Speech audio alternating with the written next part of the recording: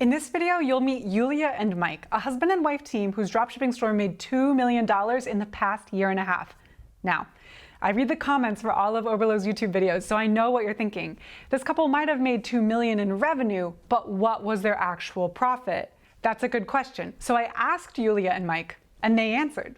Yulia and Mike not only shared their profit margins, but they also shared tons of valuable advice for new dropshippers. They talked about how to create winning products instead of spending hours trying to find them. They mentioned the free marketing strategy that they wished they started using earlier. And they talk about what apps help them run their business in real time and keep track of dollars going in and out. Do me one favor. After this interview, leave a comment to let me know what else you want to know about successful dropshippers that we feature on this channel. We want to publish videos that you love, so tell us what you want to see on this channel. And then, of course, subscribe so you don't miss the videos that we've got coming up. Okay, without further ado, let's get to the interview.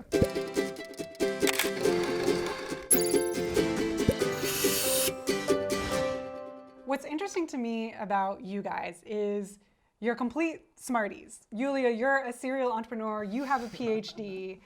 Why would people with a PhD and people who've already started other businesses start dropshipping? So not all businesses are created equally, and we really wanted something that would give us total time freedom, location freedom, and financial freedom, of course. And I had totally burnt myself out. I had a coaching business where I was trading dollars for hours, hours for dollars. And I wanted something that didn't need me in order to run and that I could also sell in the end. Because having, an hour-based business, a consulting business, if I couldn't work, I couldn't make money. So you're working yourself to the bone with this consulting business, I get that. But if I were you, I would have wanted to jump out of entrepreneurship and just get a nice, stable job to pay the rent. So why not that? Because I don't like when people tell me what to do. I love the idea of being my own boss, and I love the idea of something that can grow exponentially. So to me, e-commerce seemed really interesting and exciting because it's something that I could scale like crazy, build a team, and can have it really automated and run without me, so I could just do whatever I want and chill out and make money. Now, so far, you've been the one talking. Where was Mike in all this, or was Mike not involved at this point yet? Yeah, so I wasn't involved in the beginning. You started drop shipping, and I said, great, I'll make breakfast. And then after a while, I started, you had a little bit of success. I started looking at some of your Facebook ads with you and realized that there was a lot of that we could do to optimize things. So I could use some of my skill sets with like numbers and kind of analyzing things analytically. So then I kind of jumped on board, and things started to really take off. It started to go really well. And why I really liked starting into this is the creativity that I can use in this job versus like some engineering type of thing. I felt like I could be a jack of all trades here and kind of focus on many different hats as opposed to just doing one repeatable task over and over again. So I really like the freedom of that. So tell me about then that first dropshipping store that you launched and then you started to work on. Yeah, so I randomly started it one weekend, and Mike was like, what are you doing? I was like, just trust me, okay? So it kind of like all of a sudden started making a ton of money like after a month. And he was like, okay, maybe there's something to this. And then he started looking into my ads manager. His like super analytical mind was like, where I was like an ads manager, like bloop, bloop, bloop, like $10 here, $10 there, kill, scale. He was like, there's a better way to do this. And then we started making a lot of money. And then he's like, maybe I'll do this with you. Yeah, it just worked out timing-wise. Everything worked out really good. I finished school, and by that point, things were rolling along nice and smoothly with this, and it just it seemed like the right play at this point, and it was going well and a lot of fun, so we just kept on doing it. But Mike, you didn't just finish school, you finished a PhD in mechanical engineering. Yes. So, I mean, how did your family and friends react to the fact that you were not pursuing that and instead were pursuing like drop shipping of all things? It was a little touch and go at first, but really, ultimately, I have great people around me in my life, so everyone could see that I was much happier doing this and that this is really what we wanted to do. So ultimately everyone was okay with it after kind of explaining what it was a little bit more and kind of showing that we've had some success with it already. So that was a big help. But We're not just scamming people online. Yes. This is legit. At this point, you've been working on your business for 2 years. Yes. And how has it changed your lifestyle? You're working on it full time now. Mm-hmm. So we're spending 24/7 together, which is different.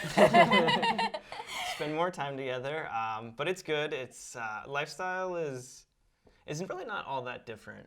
How do you feel about that? I think it's completely different. I think we do like whatever we want, when we want. Like we can just pick up and go, and we've traveled together a ton in the last year alone, whereas like the entirety of us, being together 6 years, we never traveled before. We have financial freedom now, and it really feels like our life is our own. Whereas in the past, I worked 9 to 5, I was in grad school, and I felt like even, with my consulting business, my time wasn't my own. Whereas now we can just do whatever, and it feels really good to just know that we are completely replaceable in our business and things can run smoothly without us constantly being obsessive over it. You've built a truly automated money-making machine. Yes. Wow. Show us how to do that. Let's get into it. Okay, let's get to the product recommendations, and we'll learn a lot more about your store as we go. But let's get to product number 1. Okay. Let's do it.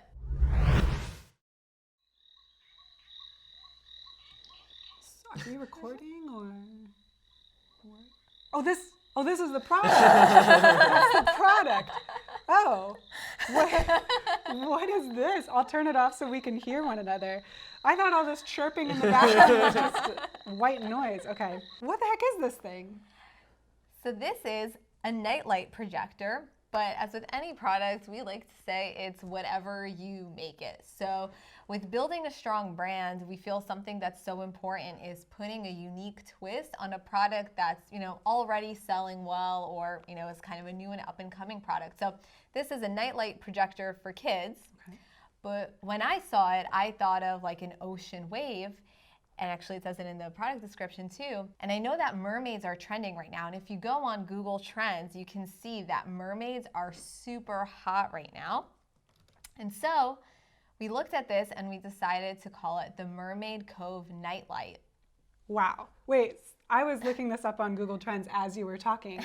And you're right. There's this spike just now in the past 12 months in the US for mermaids. I mean, are you psychic? How did you see this coming? How do you put mermaid trend plus this hunk of plastic with lights in it and come up with that? Yeah, so this is one of the games that we really like to play, where we decide to check all AliExpress hot sellers or on Oberlo hot sellers and try and find alternative niches to sell them to. So this product right here is trending very much so in the baby niche. And like Yulia said, you can walk around the mall, you can see mermaids are kind of popping up everywhere. Mermaids, and so unicorns. this is wavy, and this is the kind of thing that would be a real perfect accessory for a night ambiance for someone in their room who really loves mermaids. I guess my question is why? Why go through the exercise of finding a trending product, but then doing the additional work of finding a different way to angle it when it's already getting sales as a baby nightlight?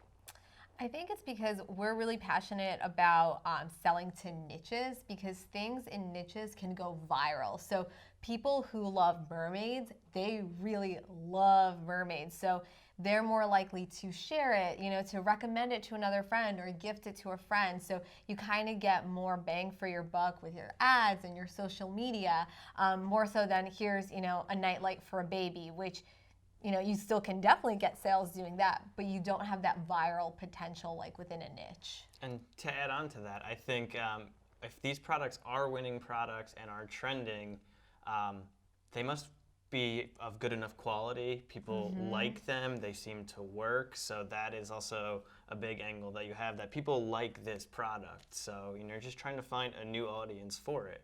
So instead of finding trending products, you find trending niches and you think about what you could sell to them. Yes. Exactly. That's where the money is. Is that what you seen in your own store as well? Yes. Absolutely. And with that strategy, we're able to create winners also rather than just finding winners, because we know our niche, we know the type of products that they like. So we can go through AliExpress and find products that maybe don't have a ton of sales yet. They're not saturated at all. And it creates sort of like a blue ocean for us to just sell it to our audience, without just like ripping off another brand or whatever. That's brilliant.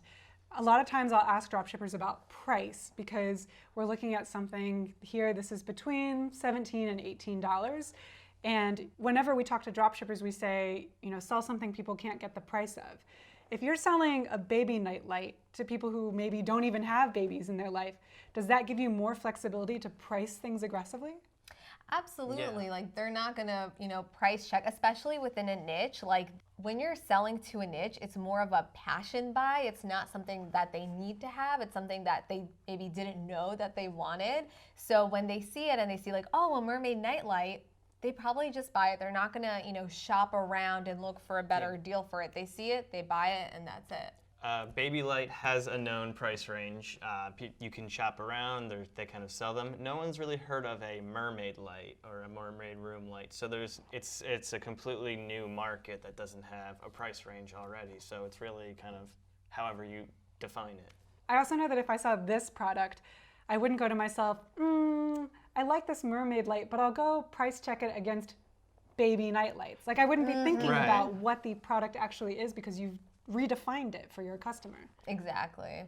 We're on the AliExpress site for this mermaid cove light, as you put it, and I see that actually we can choose whether to ship this product from China or the US.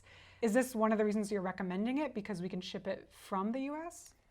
So actually what we found is that our audience doesn't really care if it's coming from China or from the US, as long as we're honest about our shipping times. We actually tried for the holiday season to ship from the US, and we noticed that honestly it didn't make a difference, and it just killed our margins, and nobody really seemed to care. So we went back to shipping from China because it's cheaper, and if you're honest, it's not going to affect your returns. Yeah, that's a big thing I've seen. If you're honest about the shipping times and they have tracking, then people are willing to wait. They're used to it at this point, and it's really not as big of an issue as people like to make it.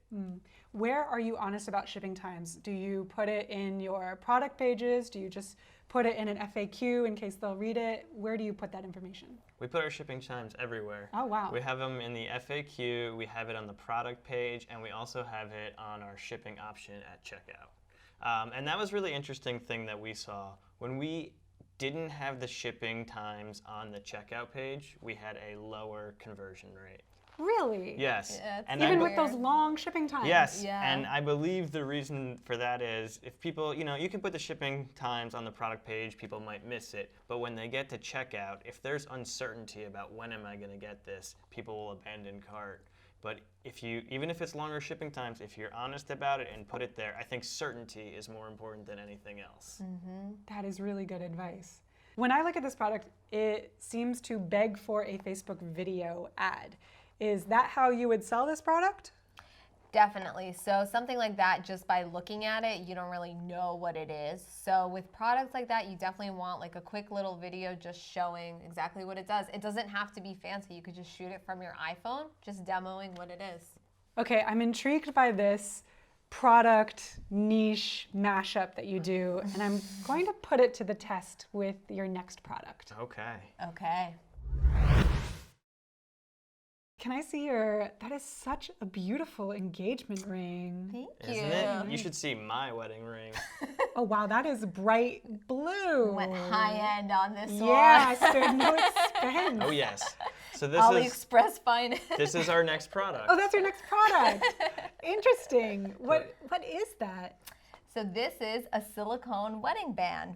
And usually this is sold, to the fitness community. And I found it trending on Instagram like crazy. I'm like, all What do these they use it people for? are working out wearing these silicone rings because they don't want to, damage their nicer rings.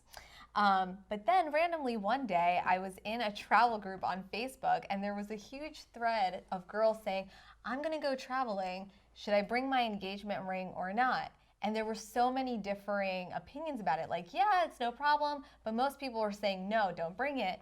And then I thought, well, wouldn't this be a great audience to sell it to, because it's a new way to use a product that's already trending, but now we're exposing it to a new audience who loves to travel, but maybe doesn't necessarily want to bring their nicer jewelry. Yeah. So what's really great about these ones too is they're cheap and they come in all different colors. So especially for traveling, if you, like Yulia said, if you are worried about safety, if you're in an unknown area, but also you can accessorize them. They can match all of your different outfits. So this is a great audience to target on Facebook, because you can target people who love to travel, or women who love to travel, and also women who love fashion and accessories. That would be a really great audience to expose this to, because it's building off of that fitness trend, but now you're bringing it to more people. Yeah. So we're on the AliExpress store for this ring, and Mike, you weren't kidding when you said this was cheap. It's not even $1 per ring, and you can choose ring size even, and all these different colors. Do you price this cheaply? Like, is this a free plus shipping thing for you, or how do you price this? Well, like you said, this is cheap, so we would price this probably around $15, but even more than that, since they are so cheap and you can just pay for one shipping, we would love to bundle these together. So that way you can increase the perceived value, you're getting more items, but you can still make a healthy profit of them. You can sell 2 or 3 of them. Say you could sell 3 of them for $20 or $25. That still leaves you quite a hefty margin there. This brings up a question though. I love the creativity behind finding a product and then thinking of a alternate market, or in the case of these, seeing a market demand and then thinking of a creative product for it. But what kind of store does a dropshipper build so that they can have some flexibility with their product market fit, but still do bundled offers? So we are all about the niche. So for a product like this, since we're targeting women who love travel, you could build a wanderlust themed store, and you can sell rings like this, and backpacks or fanny packs are hot right now, or passport covers. So these are all kind of, in the wanderlust niche, but different types of products. So you do have that freedom to rotate winning products and not kind of boring your audience, but still, having one unified umbrella. Okay. The advice is really, if someone is new to this strategy, choose a niche, and then once you've got that niche chosen, then think outside the box as to what products you could fit into that niche. That is the way to go. 100%. Okay. Then that begs the question of, how do you find a winning niche? Some dropshippers are all about the data, and others say you should sell something you love. What is your take on that? I think it's somewhere in between. You can sell certainly to something you're passionate about, but you really need to make sure you can speak to the audience. You have to know their lingo. You have to know the types of things that resonate with them. You have to just kind of know their dialect, what they say, what they laugh about, what other secondary things they really like, so that you sound like you are a member of that audience. That's the biggest thing. So if I were to open a store selling women's travel and accessories, that probably would make sense for me, because I love to travel. I know that I love watching videos about how people pack their suitcases, which is maybe a secondary interest that I could include somewhere in the store. But if I were to open a store about automotive accessories, I'd probably get it all wrong, because I would just always be like, I don't know, this is supposed to keep your windshield clean, buy it. Yeah. Is that kind of what you're getting at? Exactly. So if you're passionate about it, it makes it easier. But if it's something that you don't know much about, and if you're not passionate about it, then it's something you really need to study and learn, and make sure you learn everything you can about it. So it could be something you know nothing about, but you need to put the time and effort in to truly do all your research and really understand. More so than understanding products is understanding how these people think and what they like, secondary things they like as well. This all sounds good. I want you to walk me through how I can figure out to talk more like my target audience then with the next product. Let's do it. This is the next product. Is this a baby bottle of some sort, or? It's a giant ice cream scoop. It's a giant ice cream scoop. Finally won my size. Is that what it is? No, This is a portable dog bottle. So you fill up the water in here, and then you press the button, and it releases as much water as you want for your dog to drink, so you can go for a long walk in the park and have water on hand for your pup. Ah. So let's say you wanted to start a store that's all about crazy dog lovers. I'd like to. And you really want to learn what they love, how they speak, where they hang out online. The easiest way to do this is to just ask them. So what I like to do is I would go on my personal Facebook page and I would say, hey, are there any dog lovers on here? I'd love to pick your brain for 5 minutes in exchange for, a cup of coffee on me, for example. And I would send them like a $5 Starbucks gift card.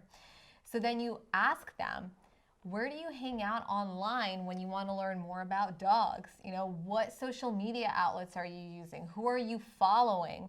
Because you can also, by the way, target these people later in your ads. I was going to say, why are you asking those questions? Their answers would be targetable interests. Exactly. Absolutely. Targetable interests, plus you can stalk, these pages to see what sort of language that they're using. I love something like this because this is a product that has actually gone viral already, but you can really niche it down, and we thought of 2 ideas that you could do that.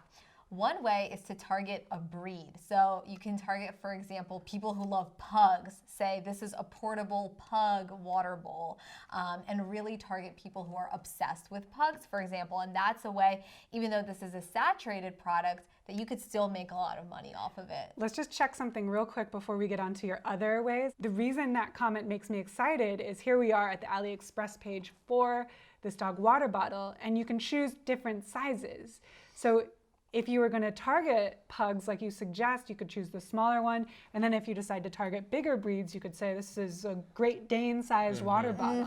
So even the product itself is set up that you could creatively target it to these niches. Exactly. Another great way we love to really niche down is, through causes. So you can say this is for people who love rescue dogs, and 10% of the proceeds go to animal shelters. So that's kind of, broader breeds, but a specific cause that people feel passionate about. So you're giving back, which is positive, and people aren't going to really price shop or look around because they want to buy from you to support this cause and really be in this community of people who are all about it. I've heard about this tactic, and I'm just skeptical that that works. I mean, do you guys have experience or data that suggests it does? Yeah, we've seen that works quite a bit.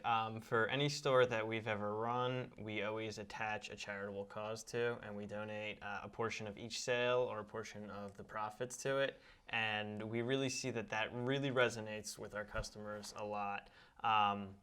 We tend to talk about it in our post-purchase emails, like thank you for helping the cause, and because one, it does do great things, and these people really like to help, and people really like to feel like they're helping.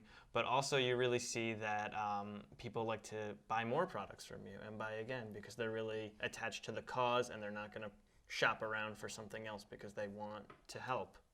And also, you're assuring them that they did the right thing by purchasing from you. They probably have never heard of your brand until they've seen your ad on Facebook. So they might buy it and be like, ooh, did I, purchase from a legit company? So by emailing them after they purchase and say, hey, thanks for purchasing with us. You're doing a great thing. We're supporting X, Y, and Z charity. That really reassures them that they can trust you and that they're doing something awesome by buying from you. You've mentioned email a couple times now. Mike, you just talked about emailing people post-purchase. You had talked about emailing people with tracking numbers. And email is something that's a bit of an afterthought for dropshippers because, Facebook ads are the moneymaker, right? So that was definitely the case for us in the beginning. We were making a ton of money off Facebook ads. So we're like, if it ain't broke, don't fix it, and we didn't focus on email at all. And then it broke. So we needed to fix it. No, but that's a big thing. There's a lot of periods of instability with Facebook ads. A lot of things don't always stay scalable for long periods of time, so there's ups and downs on that. But email, since we've really worked on our email campaigns, they've stayed extremely consistent. For our dropshipping stores, we've gotten our email sales to be 20% of our total revenue. Wow. Yes, And that's free. That's zero ad cost. Yeah, So- there's no ad cost on that. There's no customer acquisition cost. We've seen about 7% of that comes from campaigns where we just send sales emails out or other emails out to our customers. But the most of the money we've made in email is automated flows. Talking about welcome series when someone signs up for our email list, a series of emails that talks about our charitable causes, talks about why we started our store, talks about great deals that we have. We have abandoned cart email flows reminding people to purchase and incentivizing them with coupons. What's our abandoned cart percentage? Our abandoned cart percentage with these is up to 10% now of all of carts are recovered through email. Oh my gosh. Yeah, so that's made so much money. That's the biggest thing, I think. And we also do really well with repeat purchases with like our post-purchase emails where we remind people of the cause and we suggest other products that they may like based on what they've already ordered. And give them a discount or other incentive to buy again. Making people feel like they're part of the VIP club now and just feeling very nurtured and wanted. When do you get started with email advertising? Is that something where you want to wait until you've got 100 customers to put in the work to set up these flows, or what's the first step there? I would start it immediately. We waited way too long. We realized it was the kind of thing where it was great once it started working, but you also kick yourself because you're like, oh, there's so much money. So much money that you just left on the table and you didn't know about it for the longest time. But I would get that going immediately. When you start a store, people like to run ads, and it's all about how do I make Facebook ads work. But if you just get an email from someone, then your Facebook ad has worked, and then you can continue to sell and resell to the same person without paying for it again. And the great news is that you can get started with email marketing right away because great apps like Klaviyo have pre-built flows already there for you, like abandoned cart flows, welcome emails, post-purchase upsells. All of these are conversion driven, like don't fix it if it's not broken. You can add your own branding touch to it as you go on, but you definitely don't need to get started right away. Just literally install the app and turn on the flows and you're making money. Put your logo in it. You're good to go. So you don't need a mechanical engineering degree to engineer email flows. Not for that. All right, this has been really cool. Let's move on to product number 4.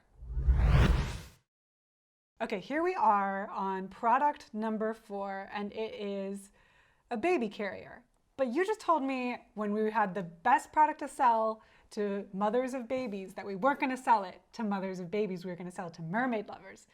So surely we're selling this to mothers, right? We're not selling this to mermaid lovers too. So this is a great example of combining two trending things to create a unique spin on a product that's already doing well. So posture correctors have been blowing up on AliExpress over the last year or so, and you can see that via Facebook ads and the trending products on AliExpress. Yulia, we're talking about the baby carrier, not a posture corrector. But this is the ergonomic baby carrier. Oh, you're For not confused. posture for mamas. Oh, okay. I see. So you saw the trending product out there in the ether. Well, yeah, I've heard of the posture corrector being really popular too. And you brought that back and remembered it. Did you just remember it as you were browsing and you saw this baby? Well, I just saw it and I was like, yeah, this is perfect because it's just a baby carrier, but it's created in a way that is good for your posture. And who has more back pain than new mamas? So, and the baby niche is just viral. So combining posture and a baby niche would really put you in a great position to have a strong branded store that's all about ergonomic baby. One thing I'm worried about is that when I usually host this show, I try to draw out helpful tips that our audience can use when they build their own stores. But it seems like your brain just works in a magical way, connecting different dots and dropshipping trends and products. And I'm not sure how to teach that to our audience. So are there any tips you can give that will help our audience connect those dots as well? Yeah, so honestly, I just follow influencers from The Bachelor because tons of companies pay them so much money to promote their products. And I know that if they're paying them that much money to promote a product, they're probably making a lot of money doing that. And a ton of influencers from The Bachelors, you have all sorts of demographics. You have single women, moms, new moms. And so I see baby carriers as something that is being advertised. So when I go on AliExpress, I think, okay, how can we fit this in and position it in a new way? So I really just watch trending products like on Instagram and YouTube and try to come up with a creative way to sell them. And for those of you who are not from the US, The Bachelor is a reality TV show in which people audition to be the wives and husbands of a single person they've never met before. Am I summing it up right? Yes. I think you nailed Trash it. TV. And the influencers are former contestants, basically. That's all right. That is incredible. That might be the only thing they're good for, is product research. They work really well. One thing I want to talk about that, we've gotten a lot of comments because, I started this show saying that you guys made $2 million in the past 2 years. And I know someone is going to comment and say, that's just revenue. What are the profit margins? So what are your profit margins? So our profit margins, we're happy to say, have increased exponentially. They were like 4% for the first year. Yeah. And now they've shot up to anywhere between 15, 20%. We do 13 to about 21% on a given month. I want to talk about revenue because one of the things that this show has gotten some feedback on from our audience is we talk a lot about how much a store made. Your store made $2 million in the past year and a half, but then we don't say anything about actual profit. And we've had a lot of people ask, okay, well, what's the profit?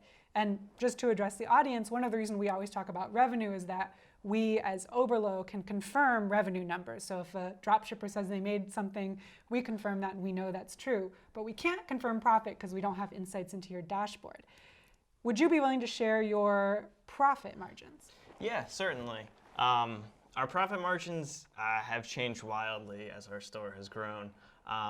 Towards the beginning, especially before we had email marketing really set up, it fluctuated a lot, but we averaged about 4% revenue or 4% profit, which is not exactly a great number.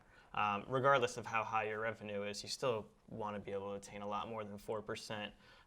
But since we've gotten email marketing going and really kind of honed in on our ads, we've been consistently doing over 15% this year, which is great. And one of the ways we really track that is we use an app called Order Metrics, which is super helpful.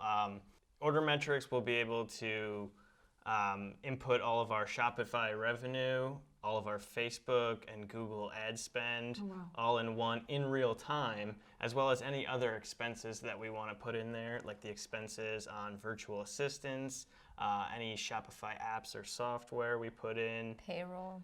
Yeah, if you're set up like a corporation, as you should be if you're doing enough sales, or you should just be a corporation anyway with this.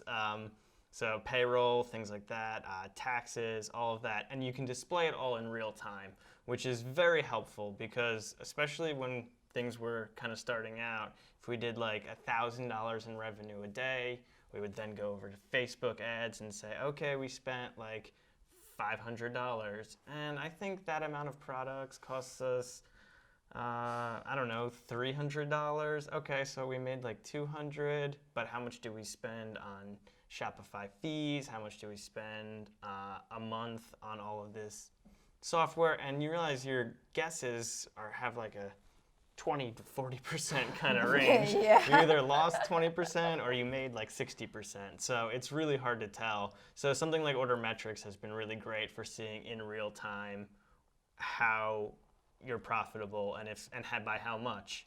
And it's also really been great for us seeing where we're wasting money or what products make us more money than others, and it helps us pricing products, which has been a big thing. So definitely recommend an app like that. So Order Metrics, right? Yes. That's super helpful. While we're on the topic of finances though, take me back to the beginning. A lot of dropshippers want to know when they're just starting out, how much should they budget for their first store? So how much did you budget for your first store? So Mike wasn't part of it the first month and a half, so I did whatever I wanted. And you can pay with time or you can pay with money, and I would much prefer pay with money because I like to know yes or no. And I honestly just spent a lot of money recklessly on Facebook ads. But the cool thing is, once Mike got involved, there was a lot of data that we could analyze so that we could actually optimize the ads and make a ton of money.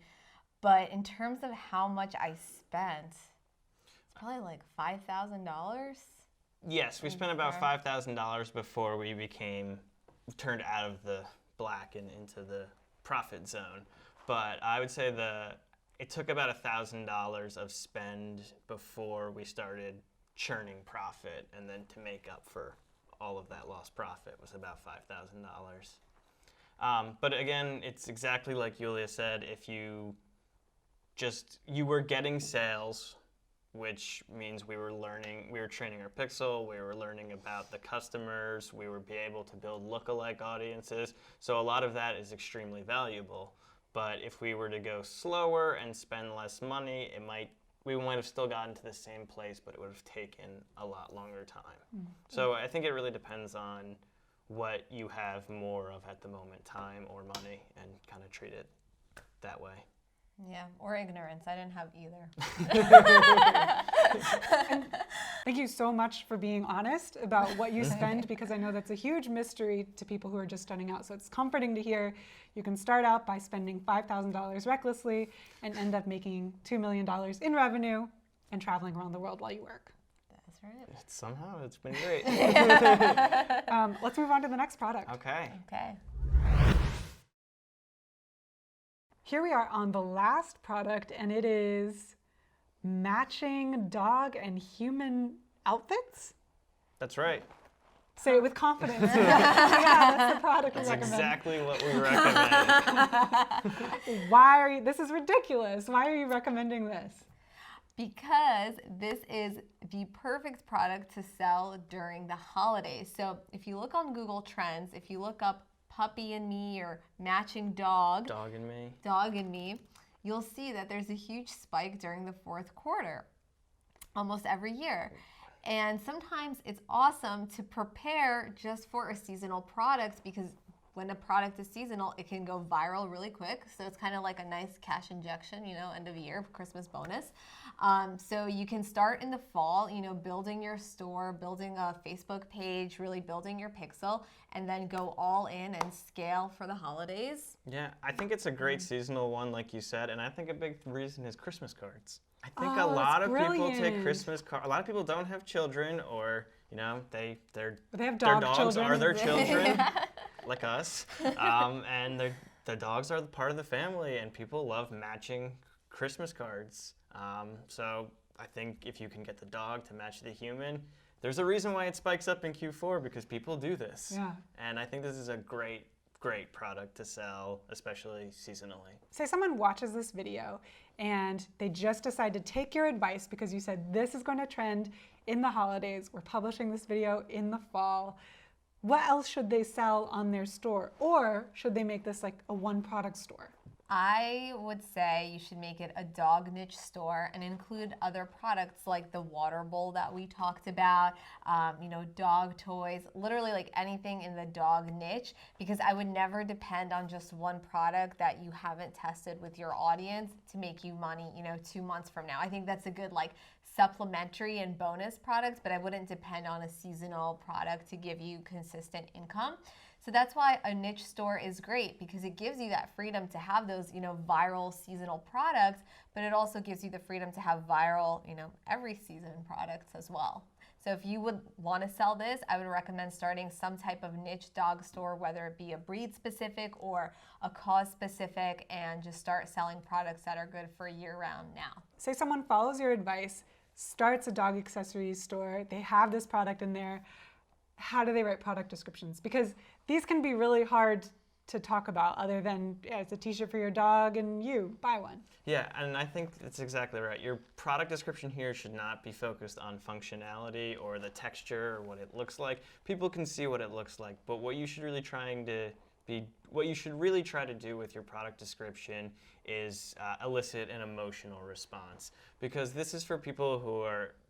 If someone's going to buy a product like this that matches their dog, they love their dog, they treat their dog like children. So you're really trying to tap into that type of emotional response. Whether you tell a story that they can really relate to about someone and their dog, or you just describe the feeling you get when you put it on.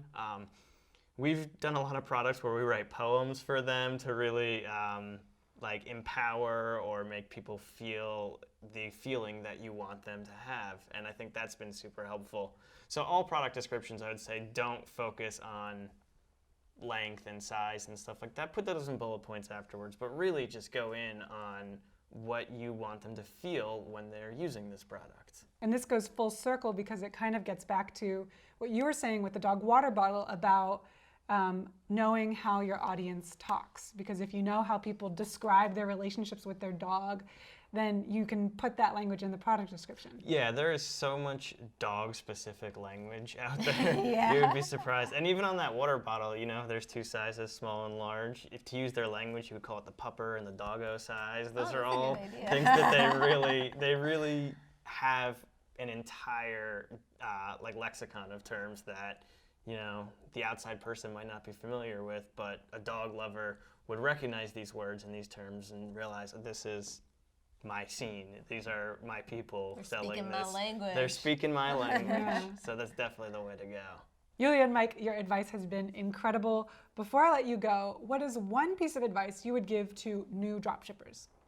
Remember that you are building an e-commerce brand where the fulfillment is done by drop shipping. I think a lot of people think it's drop shipping first and brand building second, when the complete opposite is true. So study what the big brands are doing, like Fashion Nova, Nike. See how they do their emails, see how they do their ads and their social media, and how they really create a raving customer base, and follow that. Yeah, be a customer yourself. All those big brands, sign up for their email list. See how they target you with ads, see how they target you with email.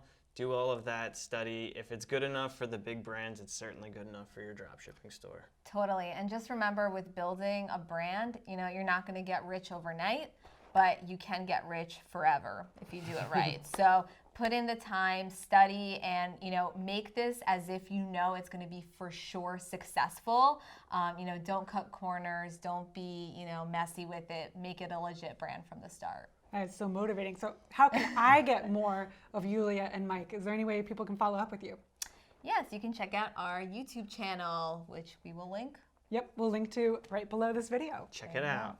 Thanks for watching, and until next time, learn often, Market better. And sell more.